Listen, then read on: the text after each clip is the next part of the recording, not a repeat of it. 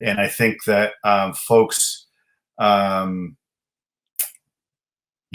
that do end up leaving these groups and they share out their stories. There's a lot of different former extremists out there that are really doing a lot of good work out there in communities and trying to atone and do different things to help and to educate about what these groups are actually like, rather than this mysticism that was there before about like, ooh, it's like, what could it be? Let me go try it out. It's not worth trying out. I think one thing I missed before was talking about the exhaustion that comes along to a person who's involved in these groups. If you can imagine in your mind what it's like, for a person who's not involved in these groups, I ask people to imagine this, what it's like to think about if all you did all day was hate. That's all you did. So you woke up in the morning and you thought, I hate my neighbor because he's Asian. I hate the guy across the street because he's gay.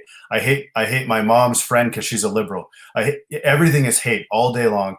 And by the end of the day, you're sitting there at 11 p.m. or whenever you're going to go to bed, and you're looking at your phone and you're going, I hate that guy. He's Jewish. I hate the media because it's Jewish. Your whole life is consumed by hating everything else around you.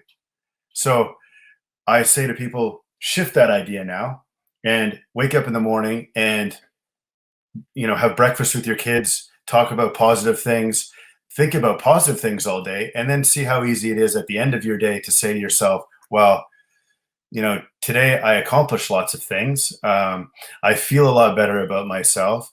I said hello to my neighbor down the street. I did not tell my kid that black people are bad. And can you imagine trying to tell children to hate others too? Like, it's just all of these things, just you can't make sense of it. It's exhausting thinking about it. Now that we've thought about it, how exhausted do we feel about how that looks to a person? So I went through life feeling like that on a day-to-day basis. And I used to go through when I was in the movement, I had anxiety, depression, all these things going on.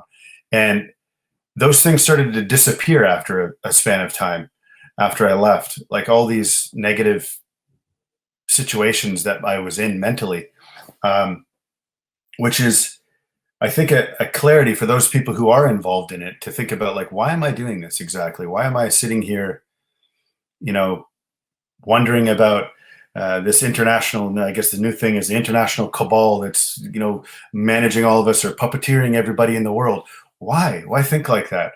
Why are we reducing ourselves to that kind of black and white thought when maybe we should go out and read a book about these things. Maybe we should try to understand these things and have some critical thought and some actual inquiry, rather than trying to just send everything off as a black and white thought. And that's all that it is. Hate is black and white thought about something because we don't understand it. So it's a lot easier just to go, oh, well, I hate that. What do I want to deal with that for?